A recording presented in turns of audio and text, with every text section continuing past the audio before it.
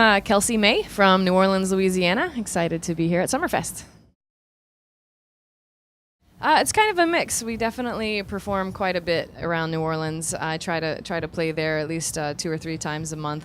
There's a lot of great venues in that city, so we have our fair share of opportunities. And we also do try to travel. I don't tour a ton, but I'm trying to increase that. So we're definitely excited. We've toured all the way up here to Milwaukee, and we'll be touring all the way back down. So getting a good experience across Middle America. But yeah, we definitely try to tour here and there.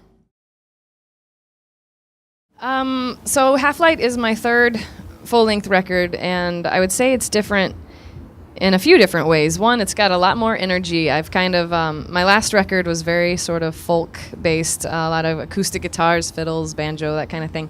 And while I still incorporate those instruments in my newer material, this record is definitely more rock and roll.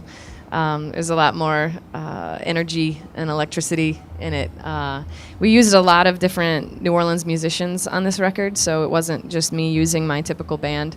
So we have quite a few, like a great guitar player, great vocalist, that I don't know if you know here, but like Alex McMurray, Alexis Marceau, some really big up-and-coming musicians in the New Orleans scene. So it's kind of cool because I was able to incorporate a lot of different talents for the record and put a lot of energy into it. So it's a lot of fun. You know, I think it just it happens the way it happens. I'm not really sure.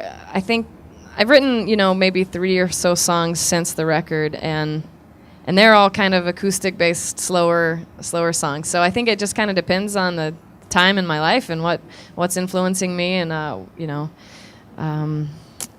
every song is different. So it just kind of depends. Some records might end up being mostly slow songs, and some may end up being more rock and roll. But I definitely enjoy the rock and roll sort of vibe. That energy is a lot of fun. So it's been fun having that incorporate itself more into the music as time goes on.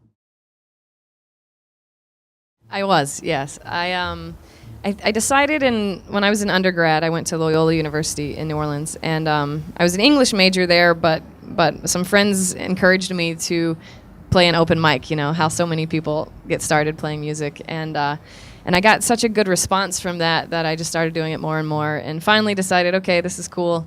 This is something I would like to spend more time doing, and try to make a go at it as a living.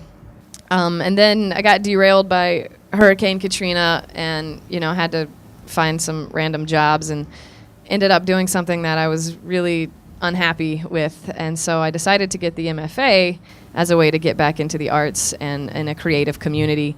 So yeah, I thought I'd be writing a lot more songs, but I ended up writing a lot of poems because that was my degree, But I turned a lot of those poems into songs, and since graduating from UNO, that's where I got my master's, I've pursued music as a career almost full time. So far on this one, let's think. We played a house show in Little Rock, Arkansas. That was a pretty small, intimate experience, which is very different from the large, big stage festival sort of scene. So it's really exciting to be able to have those different experiences where you can have, a living room full of people who are silent and intensely watching, and then, a big festival where people are just partying and having a good time. So love festivals. Yeah, festivals are definitely fun. That big sound experience on the stage where you're totally enveloped in all of the noise and you feel the rhythm and everything, it's definitely a great experience. Yeah, festivals are super fun. I've hardly had time to even look at the schedule, so I'm not even sure who all's playing today. I think I saw that maybe the Hold Steady are today, so that's probably a show I'd like to check out if I get the opportunity.